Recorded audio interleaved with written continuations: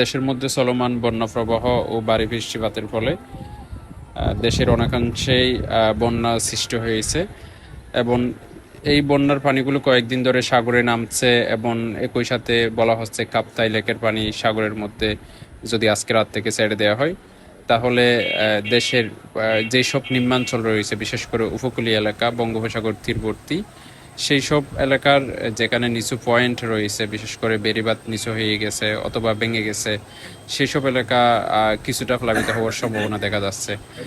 আমি আজকে যে দৃশ্যটা আপনাদের দেখাচ্ছি এটা হচ্ছে গণ্যমালা ইউনিয়নের পূর্ব পাশের অংশ, বিশেষ করে জলকদর খালের অংশ।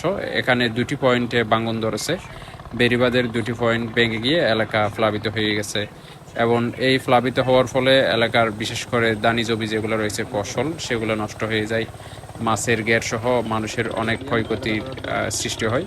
জলকদর খালে মূলত বঙ্গোপসাগরের সাথে সংযুক্ত একটি খাল।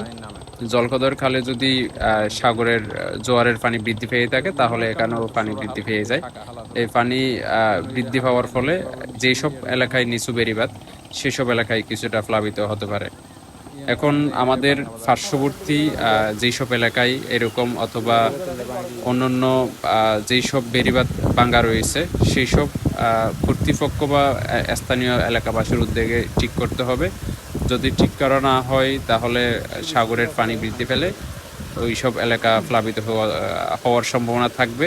তো আমার অনুরোধ থাকবে আপনাদের যাদের বঙ্গোপসাগর তীরবর্তী বিশেষ করে খাল বা সাগরের পার্শ্ববর্তী যেসব মানুষের ঘরবাড়ি রয়েছে, আপনারা যদি এখন থেকেই প্রয়োজনীয় ব্যবস্থা গ্রহণ করেন তাহলে এই সব বন্যার পানি থেকে আপনাদের রক্ষা হওয়ার সম্ভাবনা রয়েছে এবং আমরা সকলেই সহযোগিতা করলে আশা করি এই ধরনের দুর্যোগ থেকে সবাই রক্ষা পাবো।